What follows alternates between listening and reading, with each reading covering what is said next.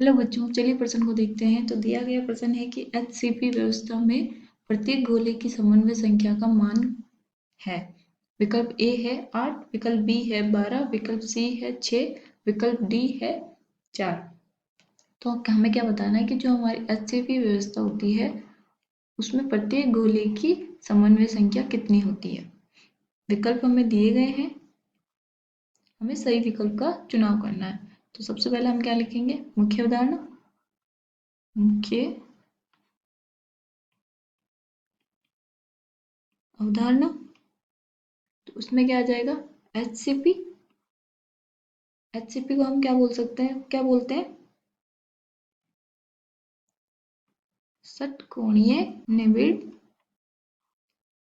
संकुलन। तो हमें पता होना चाहिए कि HCP की व्यवस्था होती क्या है और उसमें जो प्रत्येक गोले की समन्वय संख्या क्या होती है, और समन्वय संख्या कहते किसे हैं ये भी हमें पता होना चाहिए। तो चलिए हम देखते हैं। तो सबसे पहले तो हम क्या देखेंगे कि समन्वय संख्या होती क्या है। समन्वय संख्या,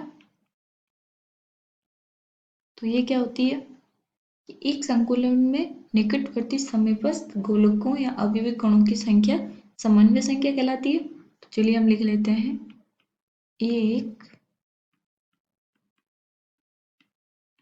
संकुलन में निकटवर्ती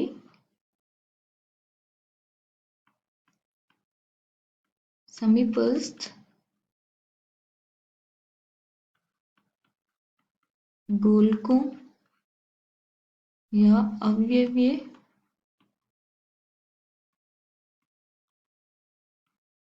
कणों की संख्या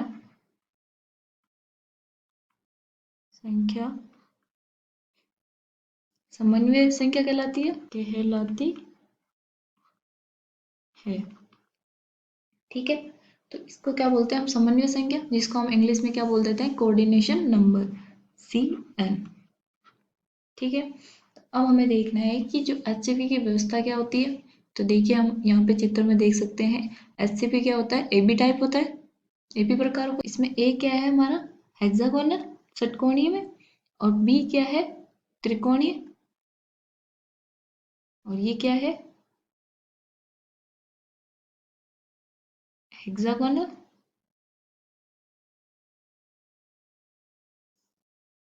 तो हमें पूछा गया है कि इसका जो कोऑर्डिनेशन नंबर यानी कि समन्वय संख्या कितनी है। तो देखिए यहाँ पे अगर ये मैं केंद्र मान लूँ कि ये वाला जो है हमारा गोलक है, इसकी समन्वय संख्या कितनी है। तो देखिए 1 2 3, तो इसकी कितनी है, 3, ये इससे जुड़ेंगे। और यहाँ कितने, 1 2 3 4 5 6, तो ये हो जाएंगे 6, और ये इसके कितने होंगे, 3। तो 3 + 6 + 3 कितने हो जाएंगे, 12। तो हमारा जो कोऑर्डिनेशन नंबर होगा वो कितना होगा, 3 + 6 + 3 बराबर 12। तो हमें पूछा गया है कि समन्वय संख्या कितना है, वो कितना आ जाएगी, 12। तो अब विकल्प देखिए बी, उसमें दे रखा है 12, तो हमारा सही विकल्प क्या हो जाएगा, 12। आशा करती हूँ आपको समझ में आया होगा। धन्यवाद।